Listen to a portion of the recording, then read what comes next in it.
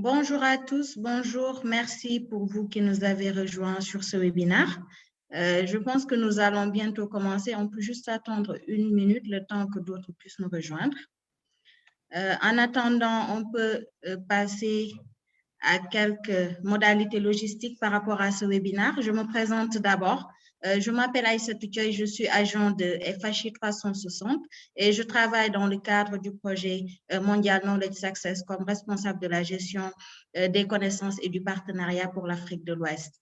Bienvenue encore et nous sommes très heureux de vous avoir dans ce webinaire. Slide, voilà. Alors, juste quelques points de gestion interne avant de commencer. Donc, dans ce webinaire, nous allons assurer une interprétation en direct en anglais. Et si vous souhaitez écouter ce webinaire en anglais, cliquez juste sur l'icône interprétation au bas de votre écran Zoom, puis sur English et pareil également si c'est en français. Donc, vous aurez également la possibilité de couper l'audio original en français afin de ne pas entendre la version originale en arrière-plan. Slide. Bienvenue encore. Donc, sans plus tarder, nous allons donner la parole à Dr Mokhtar Diallo. Dr Mokhtar Diallo est le directeur de CS4FP+. Il va nous faire son mot d'ouverture. Merci beaucoup, Dr Mokhtar. La parole est à vous. Merci Aïssatou, merci chers participants. C'est vraiment un plaisir pour moi aujourd'hui de m'adresser à vous et pour pouvoir échanger un peu sur la gestion des connaissances. Alors, comme vous le savez, CS4FP a pour mission principale de renforcer les capacités des organisations de la société civile dans les 9 pays du partenariat de Ouagadougou. Et à ce titre, nous avions eu initié un partenariat dynamique avec Knowledge Success pour pouvoir accompagner davantage les organisations de la société civile dans la gestion des connaissances, dans les efforts de documentation. Donc, sans plus tarder, je vous souhaite une très belle session sur ce sujet. Merci beaucoup, Aïssatou. Merci beaucoup, Dr Mokhtar. Nous allons passer la parole à Tara Sullivan. Tara est la directrice du projet mondial Knowledge Success. Tara, à vous.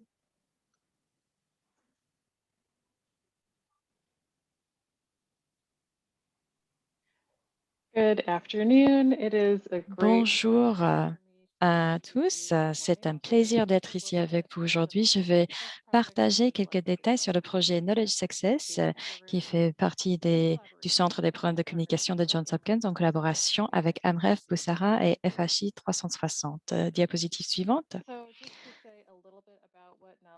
Quelques informations sur Knowledge Success. C'est un projet mondial qui a été financé par l'USAID, le Bureau de la population et la santé reproductive. Nous soutenons l'apprentissage, la collaboration et le partage des connaissances dans la communauté de la planification familiale et la santé reproductive. Notre objectif est d'assurer que les personnes qui travaillent dans des programmes de la PFSR peuvent accéder, partager et utiliser les connaissances dont ils ont besoin pour transformer la vie des femmes, des hommes, des couples, des familles partout au monde. Et maintenant que j'ai la parole, j'aimerais partager quelques expériences que vous pouvez trouver utiles dans votre travail. Je vous encourage à aller visiter notre site web qui est conçu pour être facile à manipuler, pour trouver des informations pertinentes d'une façon opportune. Toutes les informations sont aussi disponibles en français. Diapositive suivante. Je voulais prendre cette occasion de parler d'une opportunité qui va être disponible bientôt. Ça s'appelle Learning Circles, le cercle d'apprentissage. C'est une série interactive qui sera disponible sur Internet pour les professionnels de la PFSR pour parler de ce qui fonctionne et ce qui ne fonctionne pas dans les programmes de la PFSR. Nous allons travailler dans des cohortes régionaux. Nous avons des inscriptions pour l'Afrique anglophone et bientôt, nous allons ouvrir les inscriptions pour l'Asie et l'Afrique francophone. Nous vous encourageons à participer à cette initiative. Je sais que nous avons beaucoup d'informations à partager aujourd'hui. Maintenant, je passe la parole à Aïssatou. Merci pour ce mot d'ouverture. Donc, en principe, on doit passer la parole à Momodou Diabaté. Il paraît qu'il est en train d'essayer de se connecter. Donc, Mamadou Diabaté, c'est le président de la coalition régionale des organisations de la société civile pour l'Afrique de l'Ouest. Apparemment, est-ce que Mamadou Diabaté est là?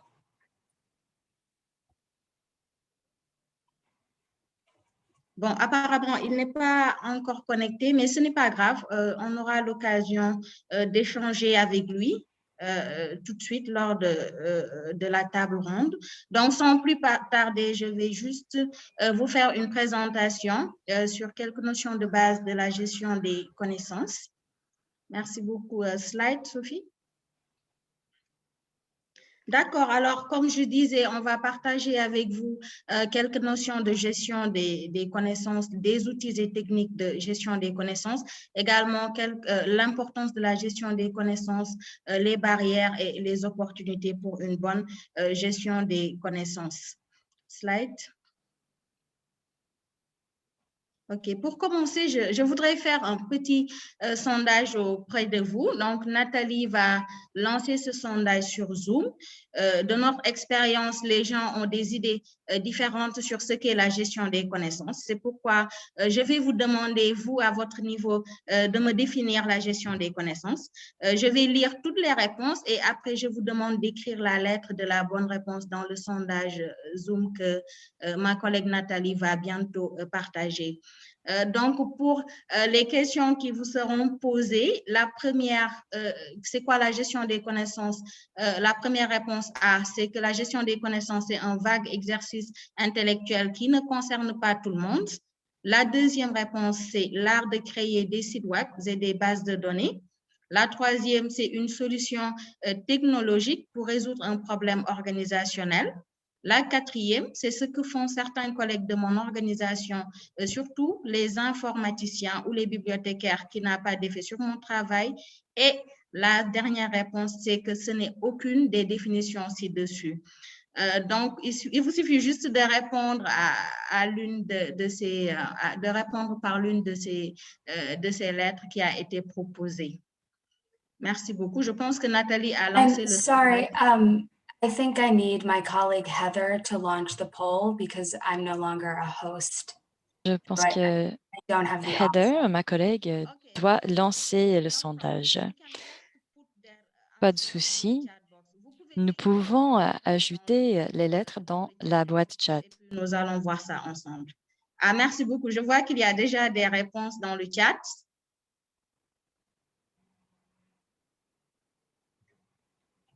Parfait. Merci beaucoup. D'accord. Alors, merci beaucoup pour toutes ces réponses. Donc, on a plusieurs réponses. On a les réponses, il y en a qui ont mis C, d'autres ont mis D, d'autres ont mis E. Donc, la bonne réponse, c'est la réponse E. Donc, la gestion des connaissances, ce n'est pas la réponse A, ni la réponse B, ni la réponse C, mais ce n'est aucune des définitions ci-dessus. Donc, c'est la réponse E parce que tout ça intègre la gestion des connaissances, mais la gestion des connaissances est plus large que toutes les réponses qui ont été proposées. Slide. Alors, qu'est-ce que la gestion des connaissances? Donc, bien que le terme gestion des connaissances soit aujourd'hui nouveau pour de nombreux travailleurs et professionnels de la santé, la plupart, sinon tous, pratiquent en fait la gestion des connaissances tous les jours sans s'en rendre compte. Donc, je vais vous donner quelques exemples. Lorsqu'un prestataire de soins de santé se réfère aux dernières directives sur la manière de traiter une maladie, il ou elle utilise la gestion des connaissances. De la même manière, lorsqu'un un responsable de programme déploie une nouvelle application mobile pour faciliter la communication entre les agents de santé communautaires et leurs superviseurs, là également, ils utilisent la gestion des connaissances. Et enfin, lorsqu'un responsable politique se réfère à un dossier de recherche pour informer une politique à venir sur le transfert des tâches de fourniture d'implants contraceptifs aux infirmières, par exemple, Également, ce leader politique utilise la gestion des connaissances. Et maintenant, le point commun entre toutes ces activités, c'est que tous ces professionnels de la santé mondiale utilisent les produits et les approches de gestion des connaissances pour accéder, partager et utiliser les connaissances dans leur travail afin d'améliorer en fin de compte la vie des individus et des communautés tout entières. Slide. Notre définition de la gestion des connaissances. Alors, chez Knowledge Success, nous définissons la gestion des connaissances comme un processus systématique pour recueillir des connaissances et y connecter des personnes. Donc, le but ultime étant que les personnes utilisent ces connaissances pour agir avec efficacité et efficience dans leur travail. Donc, de quoi s'agit-il? Ça rejoint un peu les exemples qu'on avait énumérés tout à l'heure. Prenez par exemple un prestataire de soins de santé qui se reporte aux dernières directives concernant la prestation de services pour délivrer un moyen de contraception. Ça, c'est de la gestion des connaissances dans la pratique. Ou bien un ensemble de personnes qui ont produit les informations nécessaires pour documenter les directives concernant les prestations de services, les chercheurs chargés de programmes, rédacteurs, etc. Donc, ça également, c'est de la gestion des connaissances en pratique. Et cet ensemble de connaissances a été collecté puis synthétisé pour constituer les directives. Dans le cas présent, l'OMS et ses groupes de travail d'experts à l'échelle internationale, le ministère de la Santé à l'échelle des pays, etc. Et ces directives, après, ont été communiquées aux personnes susceptibles de les mettre en œuvre. Et dans ce cas, les prestataires qui servent les clients des services de planification familiale. Et quel est le point commun entre tous ces exemples qui ont été énumérés pour ces activités? C'est que ces professionnels de santé utilisent des outils et des techniques de gestion des connaissances pour accéder à ces connaissances, les partager et les utiliser dans leur travail dans le but ultime d'améliorer la vie des personnes et des communautés tout entières. Donc, vous voyez que l'accès revient, de même que le partage et l'utilisation. Slide. Quelques outils et techniques de gestion des connaissances que je vais partager avec vous. Donc, je trouve que cette image que vous avez devant vous illustre de façon très utile et détaillée à quoi ressemble la gestion des connaissances dans la pratique. Donc, cette matrice montre dans quelle modalité les outils techniques de gestion des connaissances s'inscrivent dans un continuum de la collecte des informations à la connexion des personnes à ces informations, tout en assurant que les informations sont poussées vers les utilisateurs pour leur procurer des outils de façon à ce qu'ils puissent extraire eux-mêmes les informations. Donc, si vous voyez bien, la partie supérieure de la matrice contient des outils qui nécessitent plus d'interaction humaine pour connecter les personnes entre elles. Et les exemples qui nous parlent à tous aujourd'hui, ce sont les réunions et les conférences auxquelles nous avons l'habitude de participer, que nous avons l'habitude de tenir, où les participants partagent des informations en parlant les uns avec les autres. Et d'autres techniques que peut-être vous connaissez moins, c'est les knowledge cafés, qu'on appelle également en français les cafés de connaissances ou bien les piracistes ou l'assistance par les pairs. Par exemple, je vais vous donner plus d'explications par rapport à l'assistance par les pairs. Donc, c'est une activité qui peut permettre à un groupe qui a besoin d'aide pour résoudre un problème d'obtenir des orientations structurées de la part d'un groupe qui a rencontré un problème similaire et l'a résolu. Et d'après notre expérience, ces techniques interactives de gestion des connaissances sont particulièrement utiles pour dégager des connaissances tacites ou le savoir-faire que les personnes possèdent déjà. Donc, ça, c'est les connaissances tacites. Et dans la partie inférieure de la matrice, vous trouverez des outils, des techniques de gestion des connaissances qui servent à partager les connaissances explicites entre d'importants groupes de personnes.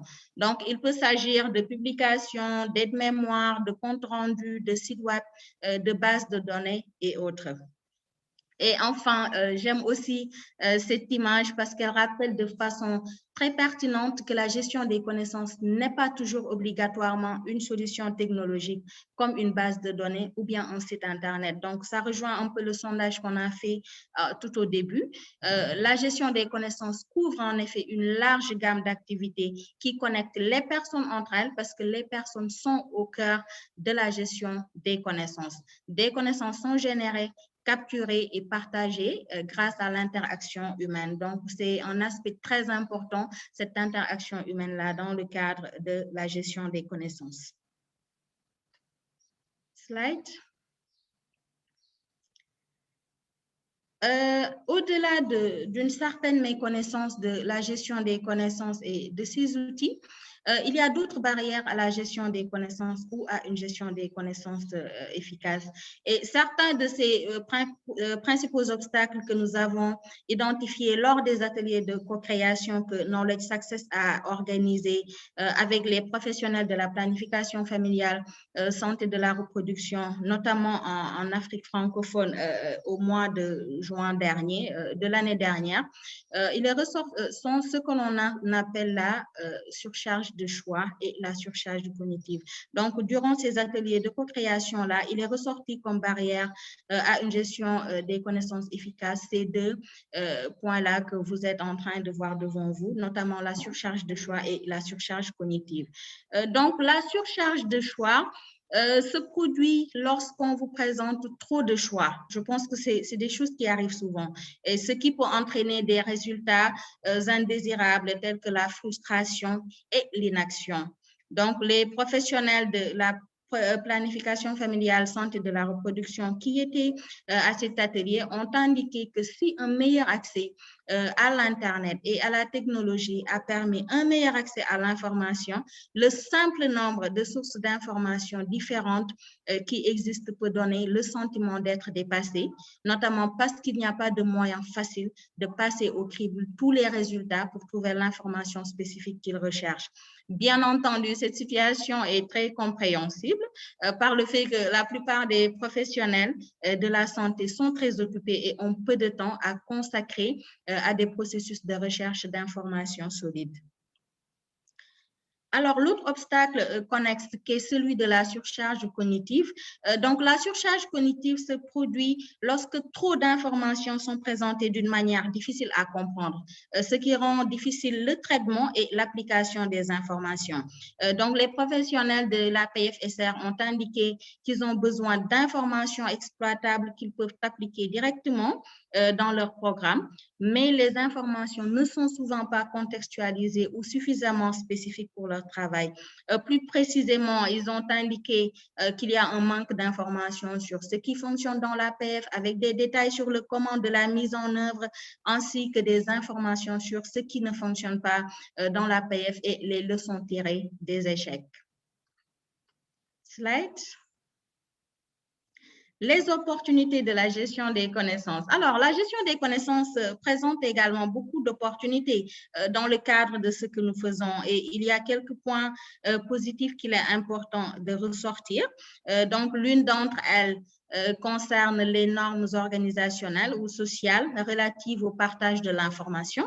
En particulier, nous avons constaté qu'il existe une forte culture de partage de l'information parmi les organisations et que de nombreuses organisations ont pris conscience de l'importance de la gestion des connaissances. Donc, ça, c'est une belle opportunité de la gestion des connaissances. Et l'autre opportunité, c'est qu'elles ont notamment souligné l'importance des collaborations et des partenariats qui facilitent un dialogue transparent et opportun. Par exemple, des personnes de différentes organisations se réunissent souvent au sein de groupes de travail technique et utilisent cet espace pour partager plus ouvertement sur ce qui fonctionne et ce qui ne fonctionne pas dans leur programme. Donc, ce genre d'espace offre également la possibilité de partager des informations importantes en temps utile, puisqu'elles ne doivent pas passer par des processus de publication officielle, par exemple. Et l'autre opportunité, c'est l'accent mis récemment sur la démocratisation de l'information qui est revenu fréquemment dans nos ateliers de co-création et ce qui permet également d'inclure de nouvelles voix dans la discussion. Et l'autre catégorie en matière de gestion des connaissances concerne les incitations qui poussent les gens à partager et à utiliser l'information. Donc, en général, les professionnels de la planification familiale, santé de la reproduction sont animés par un désir inhérent de partager leurs connaissances avec leurs pairs et collègues afin d'améliorer l'efficacité de leur domaine. Donc, cela sert également d'action réciproque en encourageant la collaboration avec d'autres personnes et en apprenant d'elles. Et la reconnaissance de ce partage-là encourage également le partage d'informations. Donc, merci beaucoup de votre attention. Voilà quelques slides que je voulais partager avec vous. Donc, je pense que sans plus tarder, nous allons passer la parole à Dr Mokhtar Diallo pour sa présentation des expériences de CS4FP+, en termes de partage d'expériences et de communication dans le cadre de la PFSR avec des organisations de la société civile. Dr Mokhtar, à vous. Merci. Merci beaucoup, Aïssatou. Et je vous remercie encore une fois de plus pour cette opportunité qui nous permet de réaliser tout ce que nous faisons tous les jours de la gestion de connaissances, mais qu'il est important de cadrer un peu tout cela et de pouvoir mieux s'organiser pour que les connaissances acquises puissent être bien stockées quelque part, et soit dans des machines, dans des livres ou tout simplement dans nos cerveaux. Donc, il est très important qu'on puisse faire la part des choses entre les différentes informations qu'on reçoit et qu'est-ce qui est utile réellement pour nous ou pas. Donc, sans plus tarder, on peut avancer sur la slide suivante. Juste un petit rappel de notre contexte d'intervention.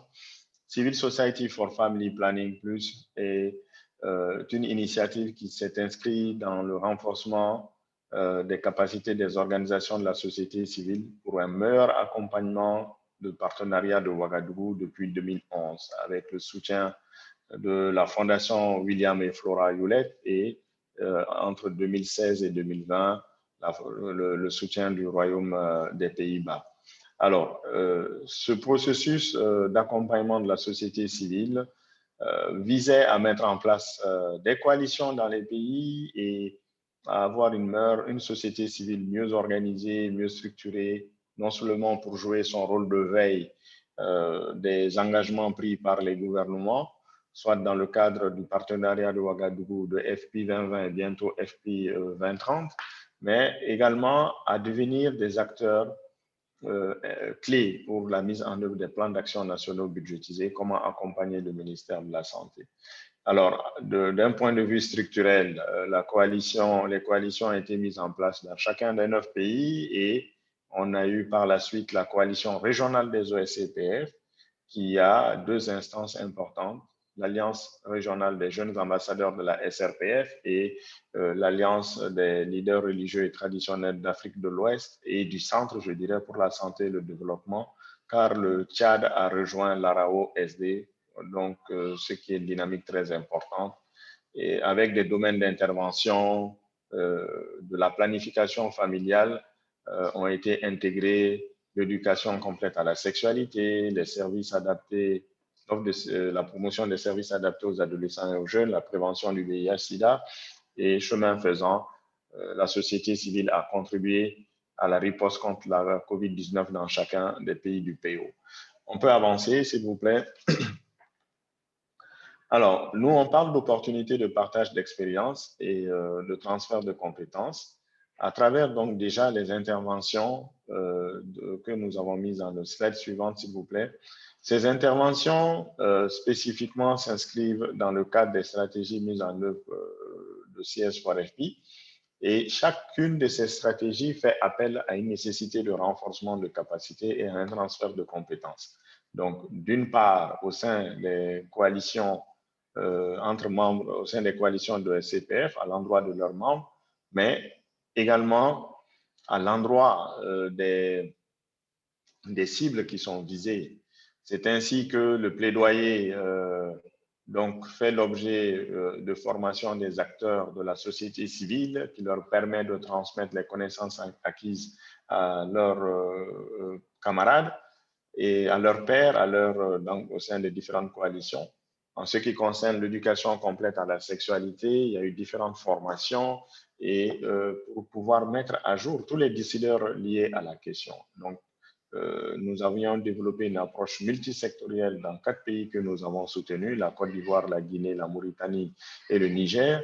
Et ceci nous a permis de mettre les décideurs au même niveau d'information que les acteurs sur le terrain. Donc, ce qui permet d'avoir une vision commune, un cadre d'intervention commun également, et à travers des groupes techniques de travail, des comités de pilotage qui constituent donc des feuilles de route communs à tout le pays qui constituent des cadres d'échange et de partage d'expérience. Donc, idem pour les services adaptés aux adolescents et aux jeunes.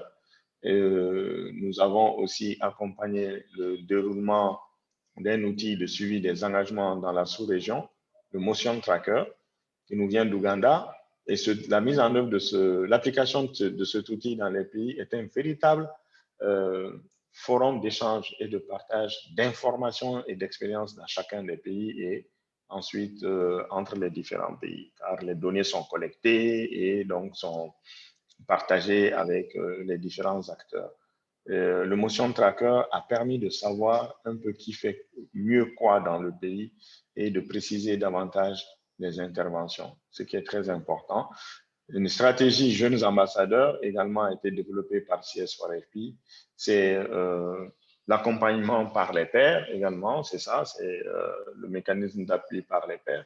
Car c'est des pairs éducateurs au départ qui sont capacités pour pouvoir jouer un rôle beaucoup plus important au niveau national, au niveau régional, et qui après reviennent vers leurs organisations d'origine, vers leurs camarades pour leur transférer les compétences acquises. Et donc, c'est à travers cela, nous avons développé le Youth Ambassador Fellowship, dans lequel 45 jeunes ambassadeurs ont pu bénéficier de stages pratiques pour être mieux préparés à la vie active. Et l'objectif principal, c'est de garder cette grande masse de jeunes formés dans le domaine de la SRPF, toujours dans le même secteur d'activité, car ce sont eux les principaux acteurs de demain. Et bien entendu, les leaders religieux et traditionnels ont été aussi une cible importante pour nous, formés en plaidoyer, SRPF, TIC et médias sociaux, et qui à leur tour transfèrent toutes ces compétences, toutes ces connaissances aux pairs, aux communautés, etc. Donc, les activités de mobilisation sociale et de promotion d'utilisation des services de la SRPF à travers des campagnes telles que la campagne Saint-Valentin sans grossesse, les campagnes vacances saines sans grossesse, de sensibilisation contre la COVID-19, les différentes journées, permettent également de transférer la bonne information, non seulement aux populations, mais avant d'y arriver, toute la préparation nécessaire, l'immersion dans les documents, dans les modules, permet de mieux produire, permet de donc mieux asseoir les connaissances par rapport à telle ou telle thématique. Slide suivante, s'il vous plaît. Et nous avons aussi des plateformes d'échange et de partage d'expériences, des sites web avec près de 1 200 000 visites et interactions, et les réseaux sociaux avec sur Twitter, Facebook, pour les religieux, les jeunes ambassadeurs, la coalition régionale également qui dispose de leur page, les blogs. Et nous avons aussi des ateliers interpays et que nous organisons annuellement, qui sont de véritables cadres d'échange et de partage d'expériences entre les pays, et donc qui leur permettent de pouvoir résoudre des problèmes similaires à travers les expériences, les bonnes pratiques d'un autre pays, et également les assemblées générales de la coalition régionale des ESCPF et de ses entités jeunes et religieuses qui leur permettent entre eux d'échanger aussi leurs bonnes pratiques. le Learning, Innovation and Skill Building Spaces, les LIS, qui sont ouvertes à toute expérience ou expertise développée à partager avec les participants. Les comités de pilotage également permettent d'avoir le CS4FP avec ses bailleurs, s'inscrire dans le cadre de ces partages d'informations et d'expériences et recueillir de nouvelles opportunités, discuter sur les innovations qui peuvent nous permettre d'avancer plus vite dans l'atteinte des résultats, ainsi que les échanges au sein des groupes techniques de travail ECS ou services adaptés aux adolescents et aux jeunes. Slide suivante, s'il vous plaît. Donc, CS4FP, c'est une plateforme de renforcement des capacités, d'orientation et de prise de décision pour la promotion de la SRPF. Et pour que cela puisse marcher, elle a développé, cette initiative a développé des partenariats dynamiques, donc qui nous permettent de travailler avec chaque initiative au niveau régional pour voir comment est-ce que nous pouvons tirer bénéfice les uns des autres. Donc, d'abord au sein de IntraHealth, qui est l'organisation qui met en œuvre CS4FP, à travers le Challenge Initiative et le projet d'intégration des services Inspire, bien entendu, une étroite collaboration avec l'unité de coordination de partenariat de Ouagadougou et tout autres partenaires qui sont là avec lesquels nous partageons nos bonnes pratiques et CS4FP a un rôle de potentialisateur, d'accélérateur des interventions dans la région. Et nous avons, par exemple, à travers cela, pu amener les sociétés savantes de la gynécologie obstétrique à pouvoir intervenir, s'impliquer davantage pour l'atteinte des objectifs du partenariat de Ouagadougou. Et c'est comme ça que de nos échanges est né le groupe technique de travail régional sur l'éducation complète à la sexualité et les services adaptés aux adolescents et aux jeunes avec l'UNESCO et l'UNFPA régional pour pouvoir mieux inscrire dans l'agenda des gouvernements la promotion de ces deux thématiques dans les pays d'Afrique de l'Ouest et du Centre. Slide suivante, s'il vous plaît.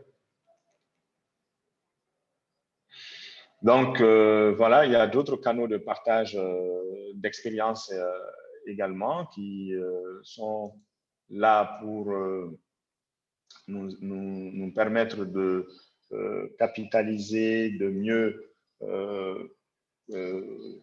mieux définir toutes ces connaissances et de les partager avec les acteurs, non seulement au niveau pays, au niveau régional, au niveau international. Le site web mafamilleplanifiée.org, également avec tous les supports médias qui ont été produits.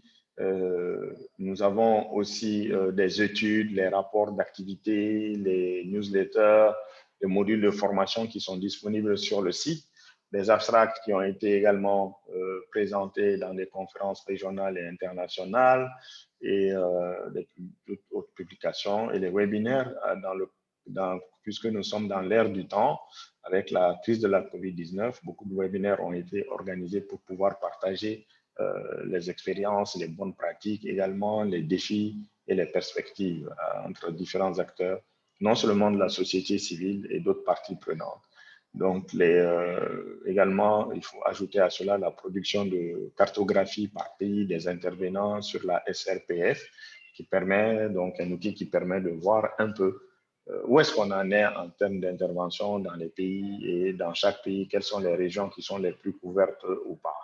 Alors, les communications aussi utiles lors des différentes conférences régionales et internationales, et puis donc les opportunités de pouvoir échanger les expériences lors de panels de discussion sur la thématique de la SRPF.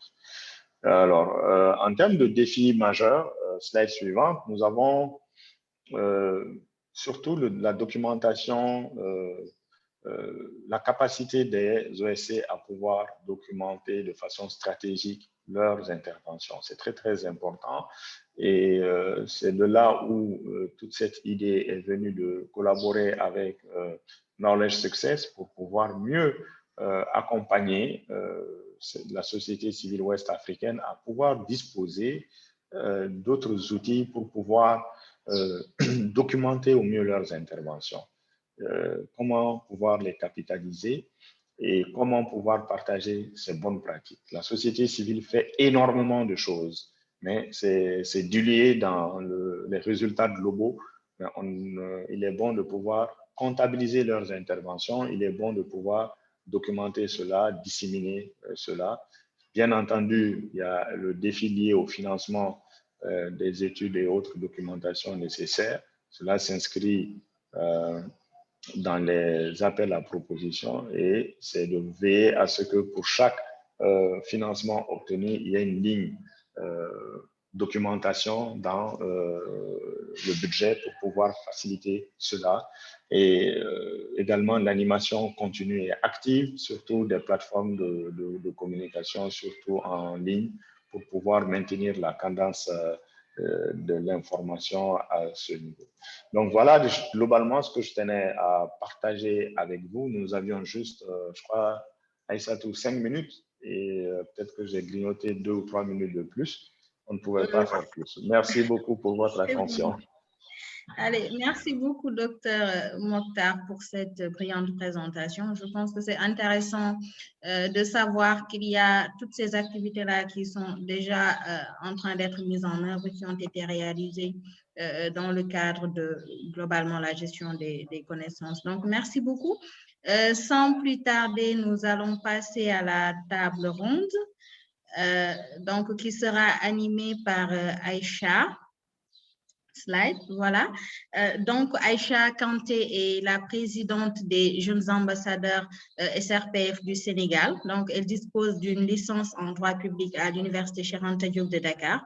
Elle est aussi la coordonnatrice des programmes SRPF du réseau PopDev et alumni de la Fondation Frédéric Ebert au programme de leadership politique. Donc, Aïcha, je vous passe le micro pour modérer la table ronde tant attendue. Merci beaucoup. Merci à Aïssatou et merci à Dr Diallo pour votre présentation. Tout d'abord, je tenais à dire bienvenue à tout le monde à cette table ronde pour un partage d'expériences, des meilleures pratiques, mais également des besoins en communication et documentation.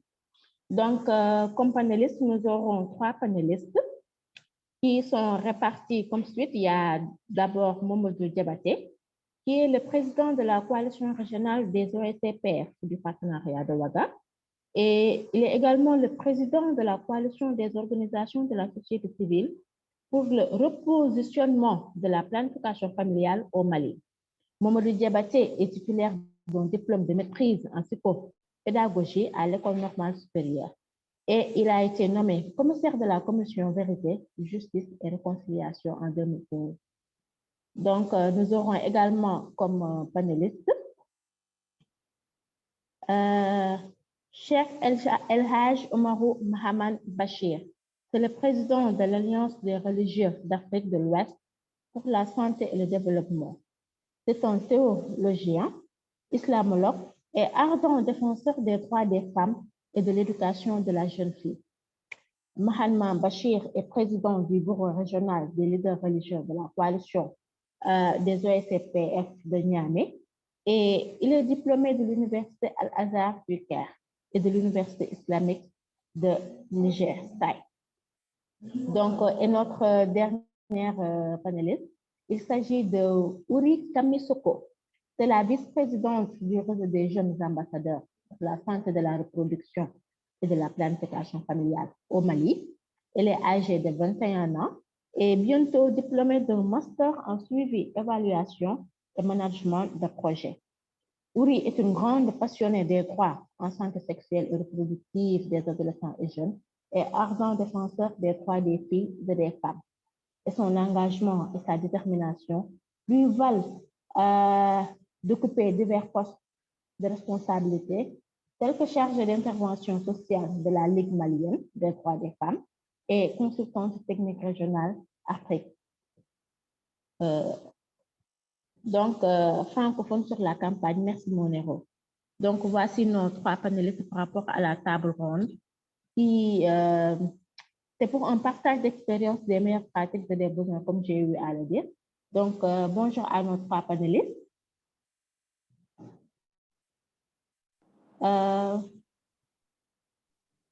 Mamadou? Oui, bonsoir. Bonjour Mamadou. Oui, vous allez bien? Bien, alhamdoulilah.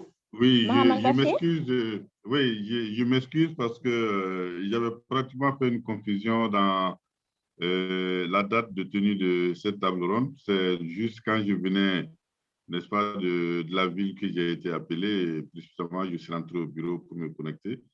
Donc, je m'excuse, j'aurais dû être avec vous depuis le démarrage vraiment de cette communication. Vous êtes excusé, M. Diabaté. OK. OK. Cheikh Oumarou Mahaman Bachir.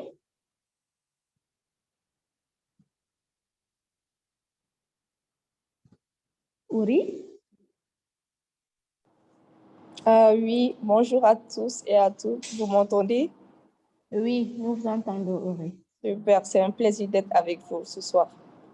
C'est partagé. Donc, Cheikh Oumarou Mahaman Bachir. Aïcha, il est connecté, mais je pense qu'il a quelques difficultés que nous sommes en train de régler. Je pense que vous pouvez déjà commencer le temps qu'on puisse régler le problème de connexion avec Cher. Merci. OK, merci. Donc, pour débuter la table ronde, nous allons poser la première question et qui va nous permettre d'ouvrir ou bien de partager les expériences. Est-ce qu'en tant que leader de votre organisation, Ouri, je vais commencer par vous, est-ce que vous pouvez nous parler de vos bonnes pratiques et des leçons apprises dans le cadre de partage d'expériences et de communication? Oui, bien sûr. Une fois encore, rebonjour à tous. Déjà, je vais parler au nom de l'Alliance du réseau des jeunes ambassadeurs pour dire que déjà, le réseau des jeunes ambassadeurs est un réseau qui est présent dans les 9 pays du partenariat de Ouagadougou et on travaille sur les questions liées à la santé sexuelle et reproductive, la planification familiale et tout autre domaine qui rentre dans le contexte de la santé sexuelle et reproductive. Par rapport aux bonnes pratiques dans le cadre de nos partages d'expériences et de communication, déjà, il faut savoir que les activités des jeunes ambassadeurs sont classées en 5 catégories. Nous avons les activités de communication de masse, les activités de mobilisation sociale, les activités de plaidoyer, la production de supports de communication et les activités de partenariat. Donc, nos activités sont la plupart du temps financées par CS4FI+, Amplify Change, UNFPA et le projet Suède. Et aussi, nous faisons des activités de partenariat avec toutes les ONG qui peuvent nous aider à atteindre nos objectifs. Donc, déjà, pour parler un peu des activités que nous menons, déjà en termes de partage d'expérience, en termes de communication, d'information, de sensibilisation. Donc, c'est tout un tas d'activités qui est réunie autour de la santé et de la reproduction dans tous les 9 pays du partenariat de Ouagadougou. Et ces activités-là sont menées par des jeunes et par les jeunes ambassadeurs. Merci beaucoup, Auré. Donc, Mamadou Diabaté, en tant que président de la coalition régionale, vous nous parlez des bonnes pratiques et des leçons apprises dans le cadre du partage d'expériences de communication. OK, merci bien. Effectivement, je suis le président de la coalition régionale des organisations de la société civile pour le repositionnement de la planification familiale, qui est une fêtière composée des coalitions pays. Donc, ce n'est pas une structure qui mène des activités, comme le dit, d'information et de sensibilisation des acteurs comme l'Alliance des jeunes ambassadeurs. C'est pratiquement au niveau des coalitions pays que souvent on peut peut-être des actions de formation et de sensibilisation peuvent être organisées, mais ça c'est des activités d'information à grande échelle. Bon, en fait, comme bonne pratique que je peux retenir des coalitions, des organisations de la coalition des OSC, d'abord le fait de se retrouver au sein, n'est-ce pas, d'un cadre d'échange, d'expérience, mais aussi de renforcement des capacités qu'on appelle la coalition, pour moi, c'est déjà une très bonne chose.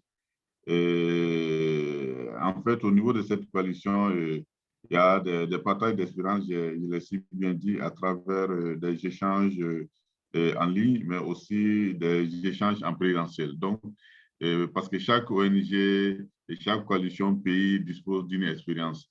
Donc, il se pourrait peut-être qu'un pays dispose d'une expérience plus que d'autres ou cette coalition a mené certaines activités qui sont vraiment d'une très grande appréciation. Donc, si on se retrouve, on peut savoir ce que la Côte d'Ivoire est en train de faire, ce que la Guinée est en train de faire, ce que les autres sont en train de faire. Donc, on peut échanger les échanges et ça nous permet vraiment d'aller plus loin, même en termes de suivi des différents engagements.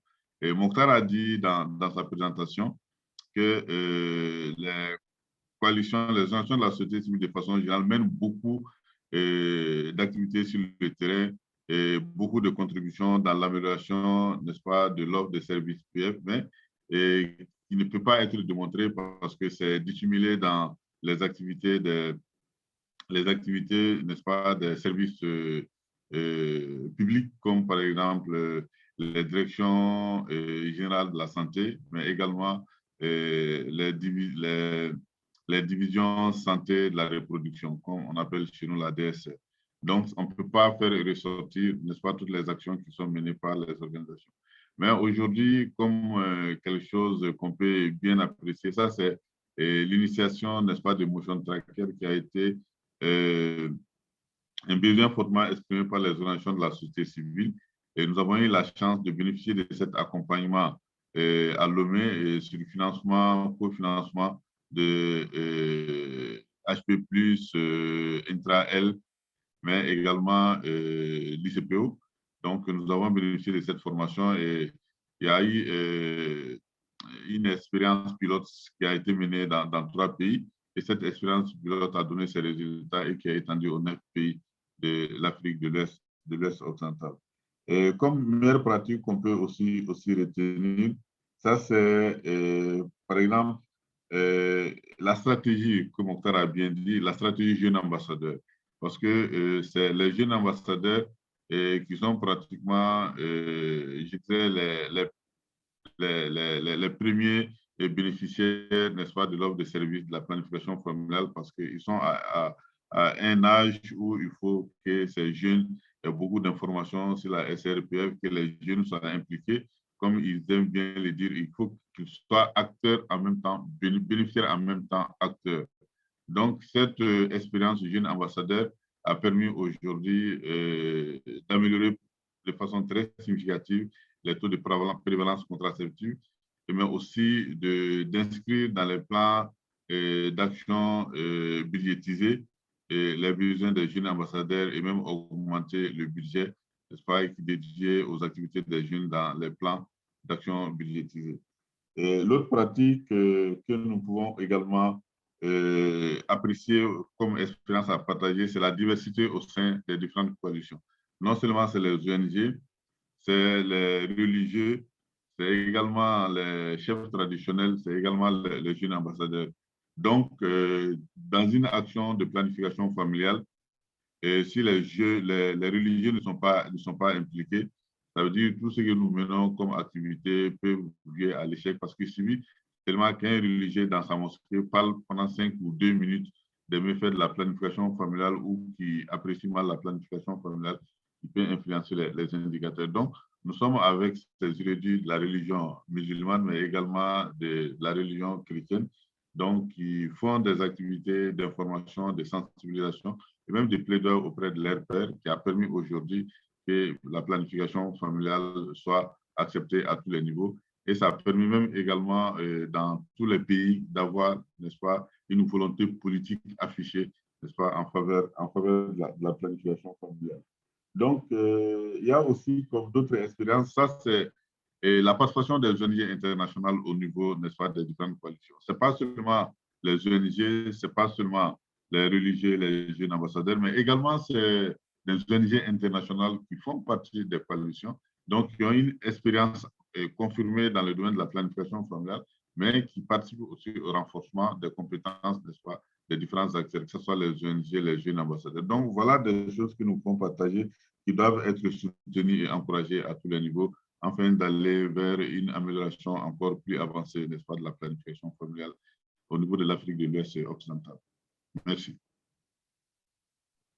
OK, merci beaucoup, M. Diabaté. Je pense que M. El Haj Oumarou Mahaman Bachir est parmi nous. Bonjour, M. Bachir. Bonjour, bonjour. Donc, bienvenue à la Merci. table ronde.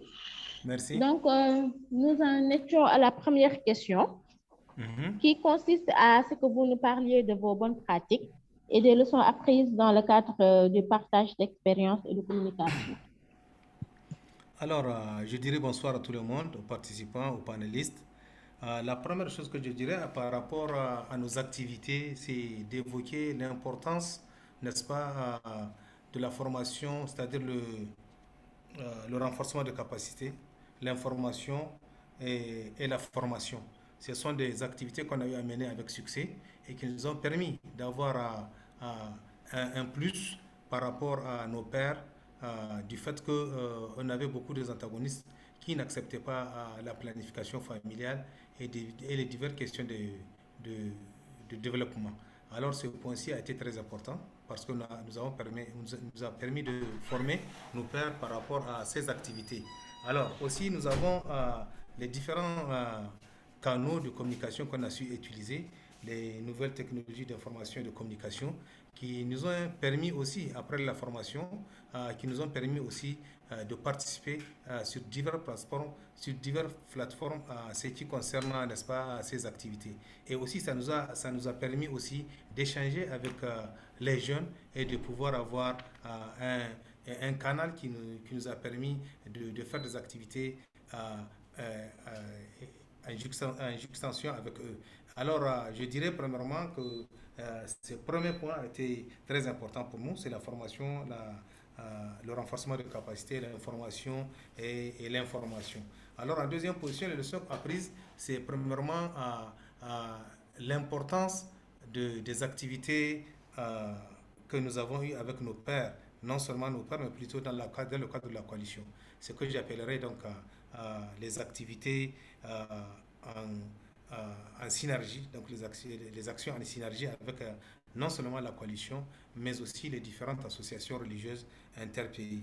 Ce qui nous a permis d'ailleurs d'étendre notre champ d'action jusqu'au Tchad et aussi d'avoir des visions et d'avoir accès à des financements qui nous ont permis non seulement de former, mais aussi de faire des activités en interrelation avec la question de la santé de la reproduction, la planification familiale. Merci beaucoup, M. Bachir. Donc, je vais revenir avec M. Diabaté.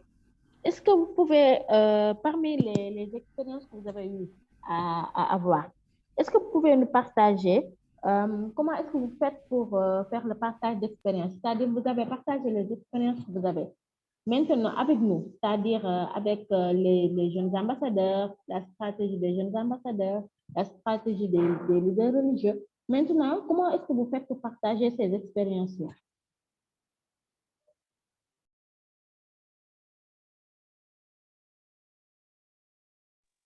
Mamadou?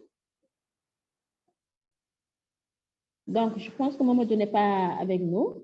Ori? Je suis là, mon micro est fermé. J'ai pas bien compris la question. J'ai dit, est-ce qu'il s'agit de comment nous partageons les expériences au sein de la coalition, c'est ça? Exactement, c'est ça, oui. Ok, je disais, nous disposons d'un cadre d'échange parce que au niveau de la coalition régionale, chaque mois, on avait mis en place des appels Skype, c'était des appels Skype. On se retrouvait et on donnait la parole pratiquement à chaque composant de la société civile, de la foi, les religieux ou autres, pour parler de leur expérience. Donc, on prend une thématique, on essaie de développer la thématique, on essaie de voir quelles sont les expériences et quels sont, n'est-ce pas, les points de réussite des différentes activités. Et on pose des questions et en même temps, on essaie de voir quelles sont les difficultés pour voir si cette difficulté a existé au niveau d'une coalition, comment cette difficulté a été également gérée.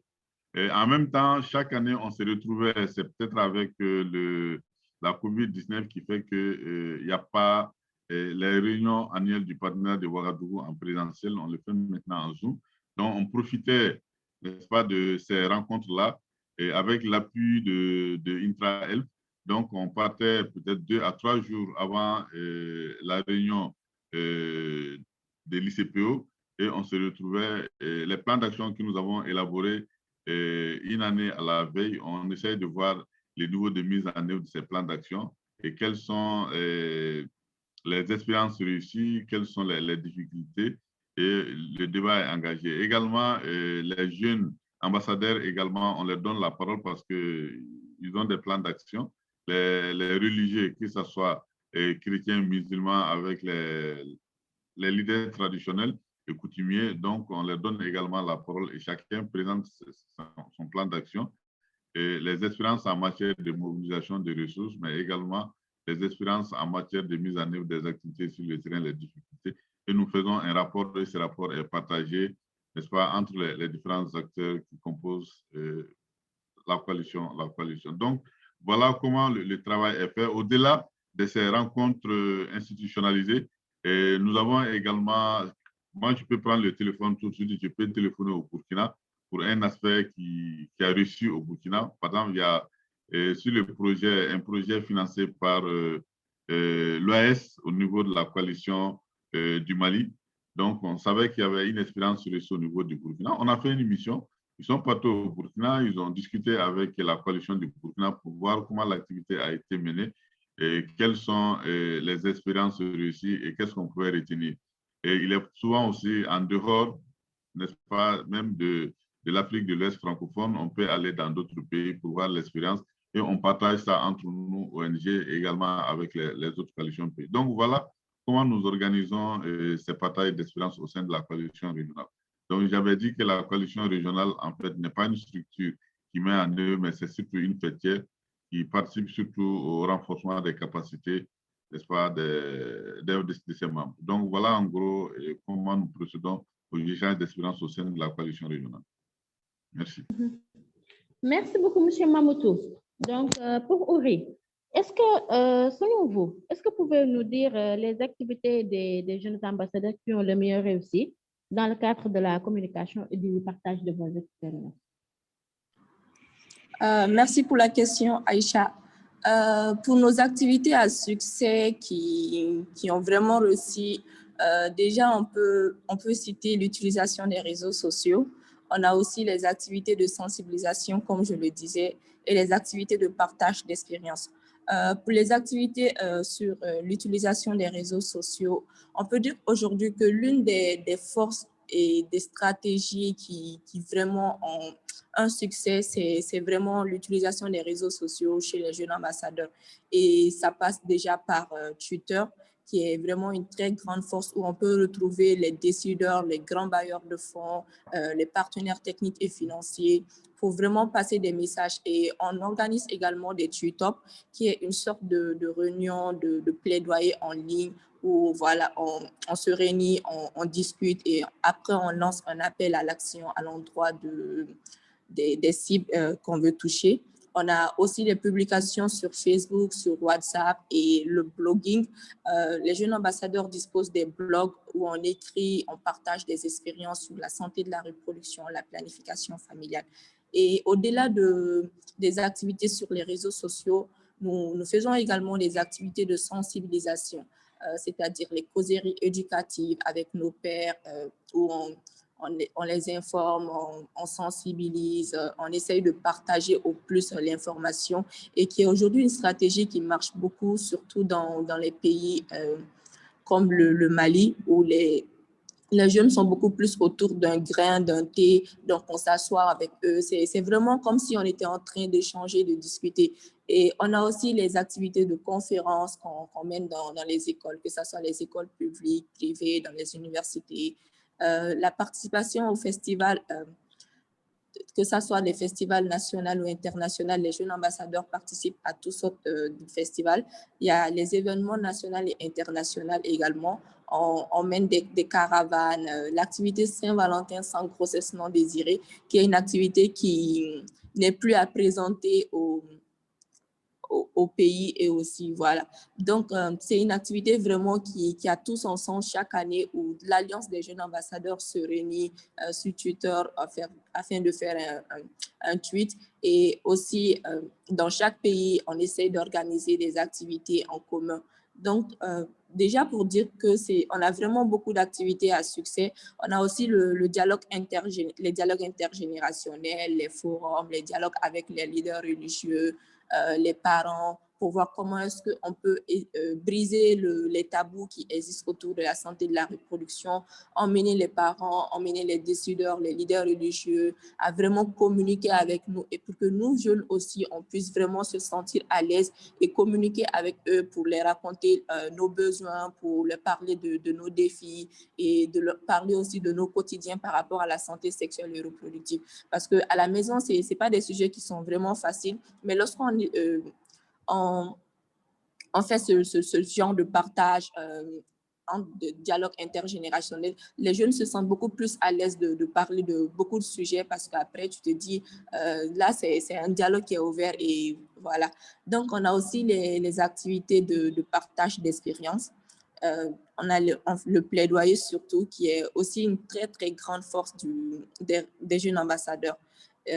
On fait des plaidoyers à l'endroit des décideurs politiques, des leaders religieux et communautaires, comme je le disais, et aussi à l'endroit des personnels de santé, parce qu'on voit aujourd'hui beaucoup plus que les jeunes aujourd'hui ont peut-être un peu d'informations, ils veulent aller vers des centres de santé pour avoir maintenant plus d'informations ou bénéficier d'une méthode de contraception. Mais lorsqu'ils vont vers les centres de santé, ils sont mal accueillis, des fois ils sont jugés, discriminés. Donc voilà, on discute aussi avec les personnels de santé, pour un peu les sensibiliser, voilà, leur parler un peu de nos vécus, de nos attentes par rapport à eux. Donc, c'est vraiment toute une activité, toute une coordination qui se fait au niveau national et régional avec l'Alliance du réseau des jeunes ambassadeurs. Et comme je le disais, par rapport aux activités en ligne, on fait aussi des Facebook Live qui ont pour but de parler d'un sujet, de toucher le maximum de personnes. Parce que les activités sur le terrain, on peut toucher peut-être 50 personnes, 100 personnes. Mais avec les réseaux sociaux, on ne peut pas mesurer la grandeur de personnes qu'on peut toucher. Donc, c'est vraiment nos forces, les réseaux sociaux. Et on fait aussi des flash mobs à l'endroit des décideurs où on parle aussi de nos vécus. C'est aussi un plaidoyer, mais de manière beaucoup plus émotionnelle pour raconter les vécus, les faits, et aussi passer des messages de plaidoyer. Donc, c'est vraiment nos activités à succès dans le cadre de la communication. Je vais beaucoup plus m'accentuer sur les réseaux sociaux surtout. Merci. Merci, Auré. Donc, Dr. Cheikh Oumarou Mahaman Bachir, en tant que leader religieux, quelles sont les activités qui ont le mieux réussi en termes de partage d'expérience et de communication? Ok, j'aimerais, avant de parler de nos expériences, alors parler un peu de nos échanges pair entre nous, membres les religieux de différentes confessions, puis nos échanges avec la coalition et avec les jeunes par rapport lors plutôt des différentes réunions telles que la RAPO, et aussi en parler un peu des sites web des organisations religieuses qui en parlent de la planification familiale, du mariage d'enfants, etc. Et aussi voir voir aussi les ateliers organisés par les partenaires, aussi les ONG internationales qui nous permettent aussi de développer la stratégie de dialogue intergénérationnel, aussi d'avoir des formations, non seulement des formations, mais aussi des échanges intergénérationnels et des dialogues aussi au sein des foyers. Aussi, il y a des études que notre structure sous-régionale, l'ARAO Barak-Cédé, qui nous a permis d'entreprendre, telles que les études qui ont été menées au Niger et au Mali, par exemple, à titre d'exemple, concernant le mariage d'enfants et son interrelation avec la santé de la reproduction. Aussi, nous avons diverses credos qui nous permettent d'échanger. Alors, ceci dit, nos expériences les plus en vue sont les sensibilisations. Nous intervenons beaucoup pour le changement de comportement, la communication sociale pour le changement de comportement. Alors, ceci dit, ce sont les communications premièrement interpersonnel et puis du grand public. Hormis ceci aussi, il y a la formation pair-pair. Hormis ceci aussi, nous avons beaucoup des activités que nous avons menées, non seulement au niveau des pays, mais aussi au niveau régional. Ce qui nous a permis d'avoir un succès qui, certes, la coalition, n'est-ce pas, le CS4PF auront peut-être à le dire, et ils l'ont dit d'ailleurs, concernant le changement comportemental par rapport à nos pères religieux antagonistes à la question de la santé de la reproduction et au comportement pro-nataliste. Alors, tout ceci dit, c'est à travers ces sensibilisations, à travers ces formations, à travers ces échanges interpays et à travers aussi les échanges sur nos divers réseaux sociaux que nous faisons, qui nous a permis d'atteindre ce stade d'activité ou bien ce stade de succès que nous avons eu à faire. Alors voilà, en miniature, ce qu'on a su faire, mais sinon les religions en ont fait beaucoup et dont le temps ne permet pas de le dire amplement parce que entre les pays, il y a des activités qui se mènent dans l'un ou dans l'autre pays afin de pouvoir aussi amener le taux non seulement d'utilisation de la contraception, mais aussi à éradiquer, n'est-ce pas, la violence basée sur le genre et aussi à permettre à la femme d'avoir une autonomie pour pouvoir aussi participer au développement de sa communauté. Merci beaucoup, cher Omaro Mohamed Bachir. Mamadou Diabaté, quelles sont les activités qui ont le mieux réussi en termes de partage d'expérience et de communication? Bon, en fait, les activités qui ont mieux réussi en termes d'échange, d'expérience, ça c'est par exemple les activités d'accompagnement que nous avons réalisées dans les différents pays. Donc, en un moment, nous avons organisé des missions de suivi et d'appui aux coalitions pays, ces missions qui nous ont amenés en Mauritanie, au Sénégal, en Guinée, pratiquement dans les 9 pays de l'Afrique de l'Ouest francophone, les coalitions membres de la coalition régionale. Donc, nous sommes passés au niveau de ces structures-là. Et puis, nous avons fait une mise en relation, n'est-ce pas, de ces structures avec certains partenaires parce que nous avons eu à rendre visite aux partenaires techniques comme par exemple les NFPA, comme par exemple d'autres institutions internationales qui se trouvent dans ces différents pays-là, mais qui s'intéressent aux questions des SRPF. Donc, c'était pour permettre aux structures qui ont des difficultés dans la mise en œuvre de ces activités, c'est pour les accompagner. L'autre expérience réussie, ça, c'est un projet que nous avons élaboré ensemble, mais ça, c'était pour appuyer le Mali, le Niger, le Burkina Faso et la Guinée, qui était un projet de renforcement des capacités dans le domaine de la SRPF et financement de Amplify Change, nous a permis vraiment de prendre en charge toutes les difficultés que certaines coalitions étaient confrontées et pouvoir bien les gérer. Pour moi, je trouve que ça, c'est une expérience réussie parce que ça nous a permis également de renforcer les expériences de collaboration entre les coalitions pays et les services techniques relevant du département de la santé parce qu'on a fait des visites au niveau de ces services et nous avons franchement discuté avec ces services-là pour voir comment renfermer la collaboration entre les coalitions pays et puis les services techniques de la santé. Donc, pour moi, ça, c'était une expérience réussie. Et cette expérience nous amène aujourd'hui également à étendre ces financements aux 9 autres pays de la coalition des coalitions du partenariat de Ouagadougou, où nous avons, au-delà de ces 4 pays que je viens de citer, les 5 pays autres qui restent les impliqués et dans la deuxième phase de ce projet. Je trouve que c'est une expérience réussie et ça a permis quand même de renforcer les capacités des coalitions pays, mais également de renforcer la collaboration entre les coalitions pays et puis les services techniques de la santé.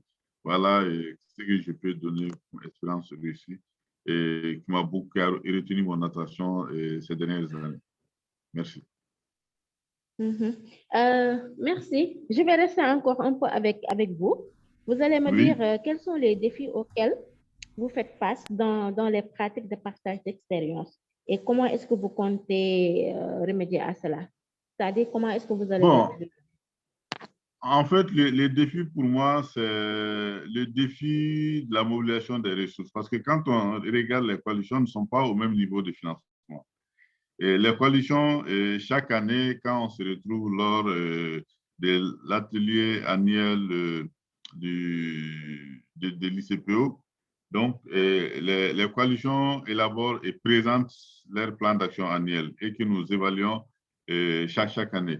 Donc, nous constatons, à part le financement de Intra-Elf, il y a beaucoup de coalitions qui ne disposent pas d'autres financements. Pour moi, le premier défi, c'est un défi, n'est-ce pas, de mobilisation des ressources. Deuxième défi, c'est le défi vraiment de la capitalisation, n'est-ce pas, des expériences reçues au niveau des différents pays. Donc, chaque fois, nous le disons, mais le problème d'Ariane fait que cette capitalisation ne se fait pas comme nous le souhaitons. Donc, c'est un défi que nous cherchons à relever. Et troisième défi que je peux peut-être parler, ça, c'est les défis communicationnels. Et à ce niveau, on avait souhaité faire un plan de communication, et ça, on l'avait amorcé à Lomé, mais également d'aller vers l'élaboration d'un plan stratégique, n'est-ce pas, de la coalition régionale. Nous avons approché Intra-Elf pour pouvoir nous accompagner dans l'élaboration de ce plan de communication, mais également le plan stratégique. La communication, oui, nous avons avancé sur cette question, mais le plan stratégique reste toujours, n'est-ce pas, un défi à relever. Maintenant, comme solution que nous envisageons, je viens de le dire, c'est la recherche des financements, mais également la mise en relation des coalitions pays avec des partenaires, mais également l'identification, n'est-ce pas, des partenaires techniques et financiers qui peuvent avoir un intérêt pour les activités de la coalition régionale. Ce qui nous a permis d'approcher même les directeurs régionaux de l'INFP à Dakar pour pouvoir appuyer la coalition régionale, mais également pour pouvoir donner la consigne aux différents bureaux de l'INFPI qui sont dans les 9 pays du partenaire de Ouagadougou, comment raffermir la relation entre les coalitions pays et puis les coalitions pays et pouvoir mobiliser de l'argent et souhaiter aller vers la réalisation des plans d'action des coalitions pays. Donc voilà en gros les différents défis, mais c'est un défi qui porte surtout sur la mobilisation des ressources. Mais quand nous prenons aussi le secrétariat de la coalition qui est basé au Burkina, bon, on avait souhaité quand même que ce bureau soit doté du minimum, n'est-ce pas, d'outils pour permettre au secrétaire régional de faire le travail et même de saisir et pouvoir même accompagner aux besoins, n'est-ce pas, des coalitions qui veulent être accompagnées dans l'élaboration et la mise en œuvre de certains projets. Mais ça n'a juste pas avancé. Et nous avons approché l'OAS, on a même envoyé le secrétaire régional, donc qui a fait une correspondance à l'OAS, mais également qui s'est rendu là-bas, mais malheureusement, nous n'avons pas encore trouvé une suite favorable, n'est-ce pas, à l'accompagnement de l'OAS, même si c'est une structure qui accompagne individuellement certaines coalitions pays, comme par exemple la coalition du Mali, où ça nous a permis d'élaborer un outil qu'on appelle l'outil l'œil du maître pour pouvoir faire le suivi des engagements pris par les autorités maliennes par rapport, n'est-ce pas, à la santé de la reproduction des jeunes. Donc voilà en gros ce que je peux donner comme défi, mais également comme solution envisagée, n'est-ce pas, pour relever ces défis-là. Merci. Merci, M. Diabaté. Donc, Uri, est-ce que vous pouvez nous dire les défis auxquels les jeunes ambassadeurs font face dans les pratiques de partage d'expérience et comment vous pensez améliorer cela? Merci pour la question. Déjà, j'aimerais dire que dans la plupart des pays, des 9 pays du partenariat de Ouagadougou, ce sont des pays qui sont vraiment attachés aux coutumes, aux traditions et aussi à la religion. Donc, en matière de partage d'expérience et de communication, déjà, les tout premiers défis auxquels les jeunes ambassadeurs nous faisons face, c'est le poids des coutumes et des traditions qui pèsent vraiment sur les questions de santé sexuelle et reproductive. Dans certaines communautés, dans certaines régions de nos pays, et il est vraiment très difficile de parler de santé de la reproduction. Il est difficile de parler de planification familiale, surtout parce que déjà, les gens ont beaucoup de préjugés par rapport à la santé de la reproduction, qui pensent que la planification familiale, c'est un truc qui est venu pour diminuer les Africains. Et voilà, il y a beaucoup de réticences autour du concept de la planification familiale. On a aussi le poids de certains leaders religieux qui sont aujourd'hui toujours très réticents par rapport à la question de planification familiale également. Donc, c'est vraiment toutes ces difficultés auxquelles nous faisons face, parce que déjà, pour passer l'information et que les gens ont des préjugés ou ils ont des mauvaises informations, des pas bonnes informations sur les méthodes de PF. Et lorsque vous partez pour les sensibiliser, pour parler de ça, on a beaucoup plus tendance à penser que déjà, vous êtes là parce que vous avez été payé par un projet, parce que déjà, on veut diminuer les Africains, les méthodes de planification familiale rendent stériles. Donc, c'est vraiment tout un questionnement qui est là, des préjugés qui sont là par rapport aux méthodes de planification familiale. Donc, c'est vraiment les défis auxquels nous faisons face. Et aussi, dans certaines régions, avec l'insécurité due déjà dans certains pays comme le Mali, le Burkina et aussi au Niger, il est vraiment impossible de parler de planification familiale là-bas avec l'insécurité.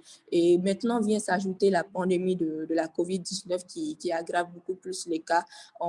Aujourd'hui, on est beaucoup plus limité aux réseaux sociaux que sur le terrain parce que déjà, il faut respecter les mesures barrières, il faut rester à la maison pour ne pas être acteur de la propagation du virus. Donc, on a maintenant beaucoup de défis qui sont là par rapport à la communication, par rapport au partage d'expériences, par rapport à la sensibilisation. Mais néanmoins, déjà, comme je l'ai dit, on utilise les réseaux sociaux pour ne vraiment pas être...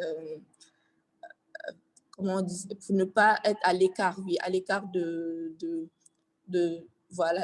tout ça et d'attendre que la pandémie ou l'insécurité puisse passer. Donc, déjà, après les défis, pour parler des solutions, comme je l'ai dit, c'est vraiment les réseaux sociaux que nous utilisons. Et maintenant, pour répondre à ces défis également, nous avons besoin d'être renforcés en tant que jeunes ambassadeurs. Nous sommes encore jeunes, nous sommes en train d'apprendre, nous sommes en train de partager nos expériences avec les autres. Nous avons eu de la chance d'être père éducateur, ensuite d'être formés en tant que jeunes ambassadeurs. Mais néanmoins, il faut toujours que nous soyons renforcés en matière de communication, nous soyons renforcés en matière de plaidoyer pour qu'on puisse adapter nos informations, on puisse adapter nos messages à chaque couche de personnes parce que le message, il doit être adapté à chaque personne. On ne peut pas parler peut-être de rapport sexuel à un jeune de 5 ans, mais il faut plutôt parler déjà des b.a.-ba de la santé de la reproduction. Donc vraiment, nous outiller encore en matière de communication, en matière de plaidoyer pour qu'on puisse vraiment adapter nos messages et aussi outiller les jeunes ambassadeurs en techniques de recherche de financement. Parce que nous avons des plans d'action qui sont là, on veut aller dans les coins les plus reculés, on veut passer l'information, on ne veut pas se limiter juste dans les capitales, on veut aller aussi dans les villages où l'accès à l'information, on peut pas parler peut-être de PF là-bas, où l'insécurité est vraiment grandissante. Donc, si aujourd'hui les jeunes ambassadeurs sont outillés, on est formés et qu'on a aujourd'hui plus de financement pour financer notre plan d'action, je pense qu'on peut vraiment relever les défis où certains jeunes en situation de handicap, les jeunes qui vivent dans les milieux ruraux comme ça, pourront vraiment avoir les bonnes informations, tout comme les jeunes qui vivent dans les milieux urbains. Donc, c'était ça que je voulais partager avec vous. Je pense qu'il y a des questions. Merci. Merci, Uri. Donc, Bachir, est-ce que vous pouvez nous partager vos défis, mais également comment est-ce que vous comptez l'améliorer? Alors, le premier défi a été déjà évoqué par le président de la coalition régionale, Mamatou, et aussi Ouri a un peu reflété cela, c'est la mobilisation des ressources. En deuxième lieu, je pense que notre synergie, c'est quoi? Notre deuxième défi, c'est la synergie d'action que nous souhaitons entre qu'elle soit un peu intergénérationnelle, jeunes, religieux et leaders coutumiers. Alors, aussi, hormis cela, aussi, nous voulons aussi que, entre autres euh, défis, d'uniformiser les argumentaires religieux sur la santé de la reproduction et la planification familiale. Okay, ce qui va nous permettre peut-être d'avoir une vision claire sur non seulement la réalité socio-culturelle de chaque pays, mais aussi la réalité socio-culturelle de toute la sous-région qui va nous permettre, entre autres, de pouvoir cerner le problème que nous devrons confronter par rapport aux antagonistes à cette question. Aussi, il faut aussi un peu parler en ce qui concerne la mobilisation des ressources, que nous disons qu'à travers la mobilisation de ressources, il faut voir dans les activités qui seront insérées ou inscrites, il faut en parler un peu du voyage d'études. Parce que de nos jours, aujourd'hui, et les religieux chrétiens et les musulmans, chacun de ces deux religions monothéistes est tellement grandiose en Afrique de l'Ouest et aussi les traditionnels. Je pense qu'on a besoin d'échanger nos expériences avec les autres pays. Aussi, il faut savoir aussi sous la tutelle de ces premiers défis aussi, sous ces premiers défis aussi, il faut en parler aussi de notre besoin parce qu'on a un besoin, nous avons comme l'aîné de l'ARAO, la coalition régionale, aussi l'ARAO bar SD, qui est la cadette de cette coalition, en a besoin aussi de fonds pour pouvoir gérer ces questions administratives. Du fait que déjà, tel que la coalition a un secrétariat à Ouaga, nous avons aussi un secrétariat exécutif à Ouagadougou, ce qui nous permet aussi normalement à chercher à pouvoir avoir un lien, une relation, un échange avec ce secrétariat combien important qui nous permet aussi avec toutes les préoccupations qu'ils ont, qui nous aident à avoir des financements, qui nous aident à avoir des échanges avec d'autres. Mais il faut au moins qu'on ait des moyens pour pouvoir lier l'utile à l'agréable. Aussi, il faut en parler aussi de la considération de nos besoins dans les plans d'action national budgétisés. Parfois, les religieux sont pris dans les mêmes sacs que les autres, et ce qui fait que les religieux, la part des religieux ne s'affiche pas dans ce plan d'action national budgétisé. Il faut qu'on ait notre poids, il faut qu'on ait notre part dans ce plan d'action national budgétisé dans chaque pays, afin de pouvoir savoir quelle contribution nous devrons amener et quelle est notre part dans ce qu'on peut amener. Parce que sans pour autant avoir cette part, on ne peut rien faire parce que la seule issue qu'on a, ce sont les ONG internationales, notamment celle dont le président de la coalition a eu à citer. Et aussi, il y a lieu aussi d'en parler un peu du changement de comportement. Parce qu'aujourd'hui, personne n'est censé omettre que dans la sous-région ouest-africaine, c'est l'intégrisme religieux. Et là, il est très important aussi d'avoir des rencontres qui vont nous permettre d'avoir quelle voie suivre pour la sortie de l'impasse de cette question de la planification familiale, de l'éducation de la jeune fille, de la santé de la reproduction des adolescents et des jeunes, afin de pouvoir joindre l'utile à l'agréable, de pouvoir maintenant gérer la question par rapport à cet intégrisme religieux. Aussi, il y a le Covid. Le Covid aussi est un défi.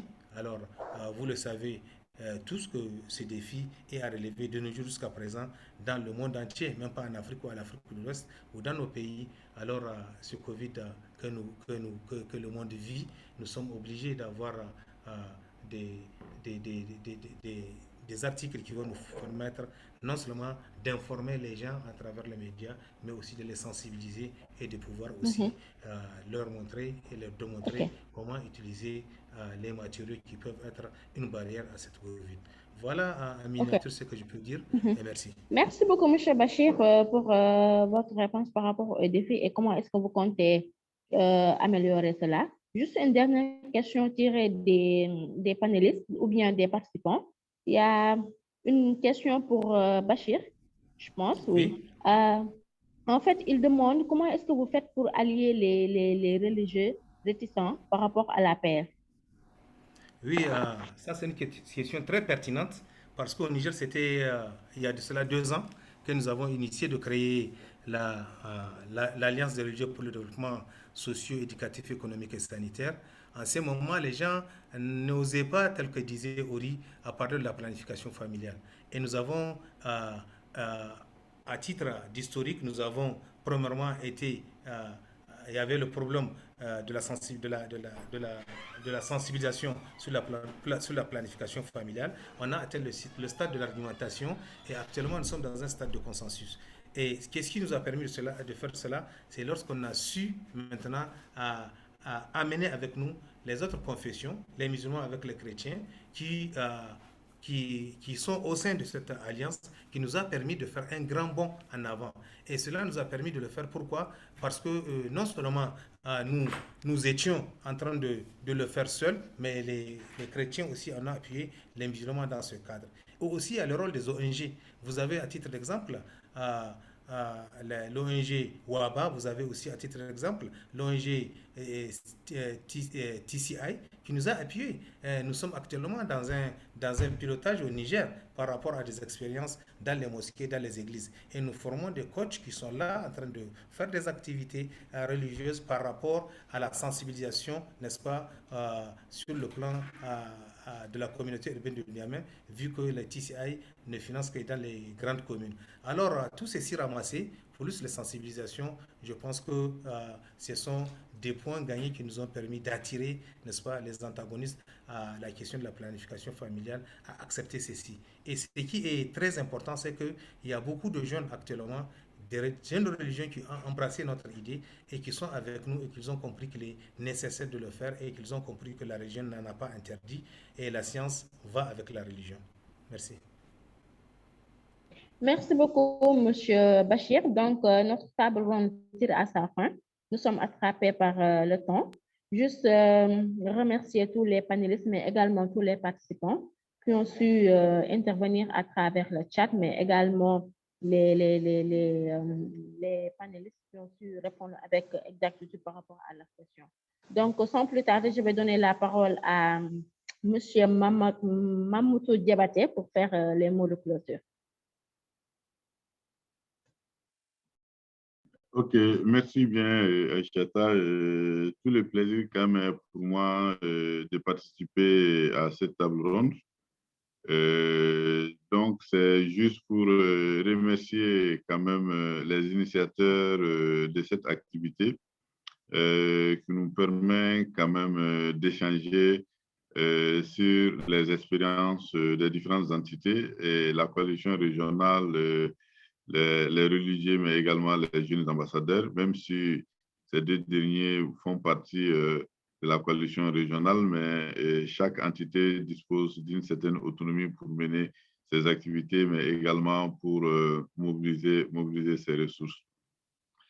Mes remerciements vont également à vous, la modératrice qui vous avez pu vous mettre à la hauteur du mérite pour quand même animer cette session et peut-être partager la parole entre les différents panélistes. Et la stratégie, je l'ai beaucoup aimée, même si j'ai pris le train en marche. Et les différentes présentations qui ont été faites respectivement par Aïchata, mais également par Mokhtar, qui nous a permis quand même de nous renforcer dans ce que nous avons toujours pensé, n'est-ce pas, de ces différentes présentations par rapport aux activités menées par INTRA-ELF à travers le projet CS4FI, mais également l'expérience qui a été partagée avec nous par Madame Aïchata. Donc, je voudrais que ça ne soit pas la dernière, que nous puissions se retrouver très souvent pour faire ces différentes présentations, mais également renforcer la participation avec les leaders coutumiers. C'est vrai, les religieux sont là, mais quand nous regardons l'Alliance des religieux, il y a les leaders coutumiers, il y a les leaders traditionnels, qu'on puisse également leur donner la parole pour qu'ils puissent aussi s'exprimer sur la question. et ça nous permet d'aller également vers une présentation vers les dialogues intergénérationnels, pour moi qui est très important, où Uri avait parlé dans sa présentation. Donc, merci encore une fois aux organisateurs et la coalition régionale en mon nom propre. Et remercie également tous les participants et tous ceux qui sont en train de nous suivre, et tout en vous disant merci, et je déclare clos ce présent débat. Je vous remercie. Merci à tous. Au revoir. Merci.